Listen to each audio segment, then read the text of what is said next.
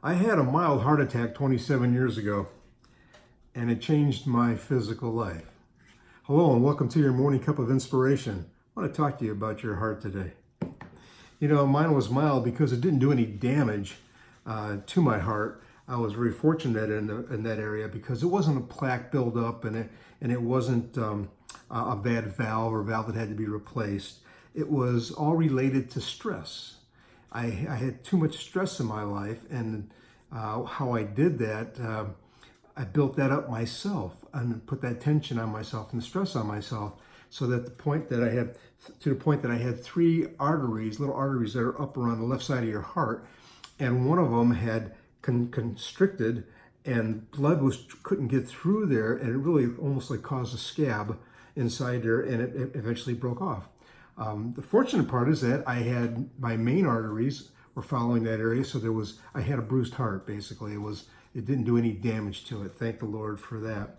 But the doctors told me that this could happen again, and I can avoid that by making some changes. One was I'm a type A personality. They told me this. You're a type A personality. You need to change that, and you don't change it, but you can control it.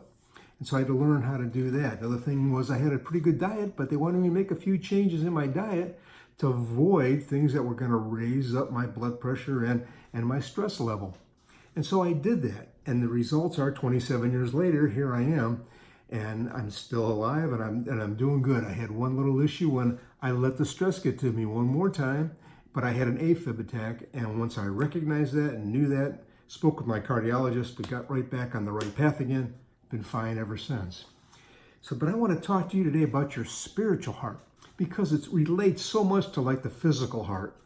You know, what we do affects our physical heart. Like I'm telling you right now how that happened with me.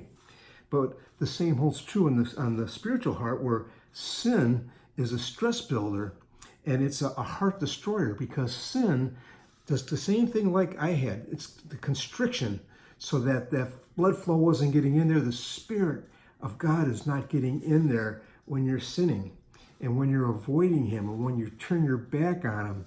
And we have to have that moral connection. We have to have that spiritual connection to Jesus. He's the only one that can fix that. He's the only one that could heal that. So we have to give Him our life so we can get that blood flow back into our spiritual heart. Because if we don't, that spiritual stress, that's going to lead to spiritual heart disease and ultimately spiritual death. The doctors can help your heart spiritually. It's an inherited and terminal disease that we have in sin. Only Jesus can forgive us of our sins and restore our heart so that we can live an abundant life here on earth and forever in eternity. I hope that blesses you today. I hope that you have a spiritual heart and ask the Lord into your life if you don't, and let Him fix that heart and make it clean and make it sound. God bless. Look forward to seeing you again for another morning cup of inspiration. Have a wonderful day, everyone.